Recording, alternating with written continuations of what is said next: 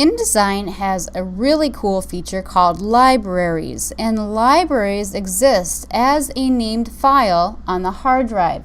In fact, if I do a file and open right now, you'll see in this specific folder that there is some INDD, InDesign document, but there's an INDL, and it actually looks like a little bit different icon. This is an asset library, or an object library.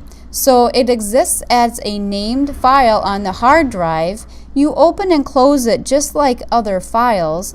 It appears as a panel. If I go ahead and open this, it'll look like a panel. This is it. This is all the library is.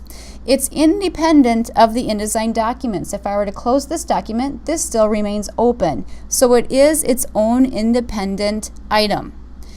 The cool thing is that it allows me to store and organize graphics, text, basically any asset that I have in my InDesign document, grids, rules, all of those. So if I want to create a new one, let's close this one and create a new one, File and New, and I'm going to choose Library. And so here I'll just call this one Example Library. And here it is. So it's just an empty panel at this moment. So if I were to bring graphics in, I basically can take them from my artboard, my pages here, and drag them right on in. And there they go. So the cool thing is that this is beneficial if you're working for a company that has a bunch of different assets that, depending on what you're creating for them on a specific project, you might use those assets, logos, specific stock photography that they have, product photography. All of that can be stored in that company's library that then you can access for any project you're working on for them. So very, very easy. Now I can drag and drop. I also can use the little menu here, my options menu on this panel, and I can add all the items that are on a specific page. I can actually add an entire page element. I can add the items as separate objects, or I can add the items on a whole page. So I can also delete items here. I can change the way I'm viewing. I can sort these. A lot of really cool things. Let's just do add items here and show you. What has happened here now is it added all of this page as one item on the library.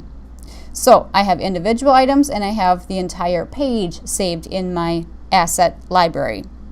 A couple of items here that I can do, I can show some of these items here. I can show the information. Let's just click on one of my images here.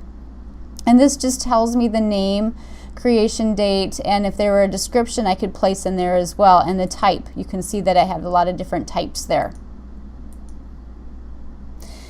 I also have a new icon here, a new library, a delete library item, show library subset button. This opens a dialog box that allows me to define a subset of library items that I want to view in the library while temporarily hiding the others. So it's kind of like view these but not these, just so that you can clean up, make it simpler to find exactly what you want.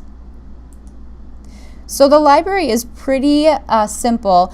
Nothing that I do to a graphic in the document will affect the library. So they are two independent items. So they are not linked in any way, shape, or form.